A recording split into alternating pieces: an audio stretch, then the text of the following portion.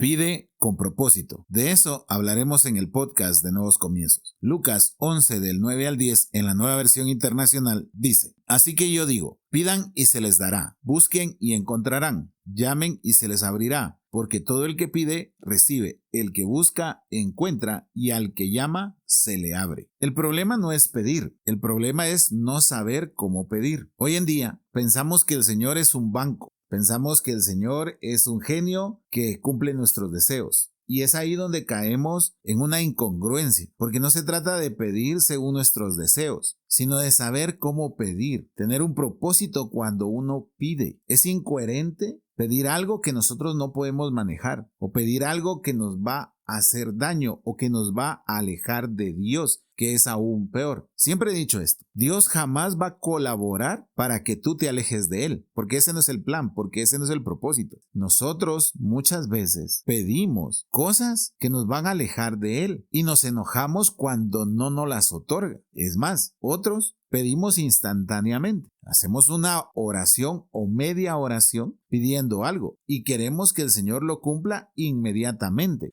o en unos meses, pidiendo una sola vez. Y pensamos que eso demuestra fe. No, eso demuestra que no es tan importante el tocarle la puerta al Señor para pedirle. Y ahí también estamos en un error. Qué bueno sería que el Señor diera absolutamente todo cuando lo pedimos una vez. No, si hay que interrumpir, hay que tener fe para pedir, pero sin desviarnos del propósito. ¿Por qué te digo esto? Porque en Lucas 11, del 11 al 13, que son los versículos que siguen, dice lo siguiente: ¿Quién de ustedes que sea padre, si su hijo pide un pescado, le dará a cambio una serpiente? ¿O si pide un huevo, le dará un escorpión? Pues si ustedes, aun siendo malos, saben dar cosas buenas a sus hijos, cuanto más el Padre Celestial dará el Espíritu Santo a quienes se lo pidan. A veces equivocamos este versículo porque pensamos que Dios nos va a dar algo totalmente opuesto a lo que estamos pidiendo, ¿verdad? O que cuando nosotros le pedíamos a nuestros padres, por ejemplo, una bicicleta, nos regalaban un par de zapatos. Y nunca lo comprendimos de niños, porque nuestro anhelo era la bicicleta, no el par de zapatos. Pero la necesidad que nosotros teníamos en ese momento era del par de zapatos, más que de la bicicleta. La sabiduría de nuestro Padre terrenal hacía que decidiera comprarnos los zapatos aun cuando nosotros nos enojáramos. Y ese es el ejemplo que el Señor está dando. Que qué padre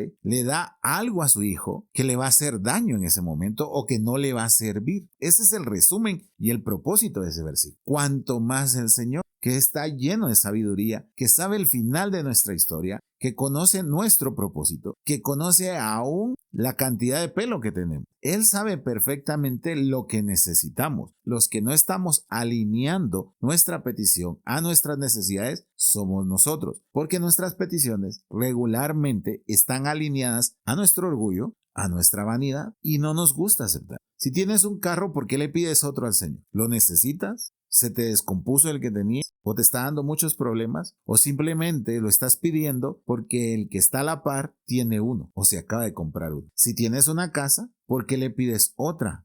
Por la inseguridad. Sí, pero en la colonia en donde tú vives, ¿has sufrido algún tipo de inseguridad? Si empiezas a analizar esas cosas, vas a encontrar el verdadero motivo por el que estás pidiendo. Estamos haciéndole caso a nuestra carne cuando pedimos y no comprendemos que nosotros debemos de pedir espiritualmente, con la guianza del Espíritu Santo, porque el Espíritu Santo sabe cuál es nuestro propósito y Él nos va a guiar para que podamos pedir con propósito. Hace unos días, mi hijo necesitaba una calculadora porque había extraviado la que tenía en ese momento. ¿Qué hicimos con mi esposa? Salimos a comprarle la calculadora porque sabíamos que le iba a servir. Pero si él me hubiese dicho, mira, no inviertas ese dinero en la calculadora, sino que en una tarjeta para tener créditos en un videojuego, ¿tú crees que yo le hubiese dado ese dinero? Por supuesto que no. Se hubiese quedado sin su tarjeta para el videojuego y sin su calculadora. No sé si me estoy explicando. Entonces, si yo tengo esa sabiduría para entregarle a mi hijo las herramientas necesarias para que él se supere, ¿cuánto más el Señor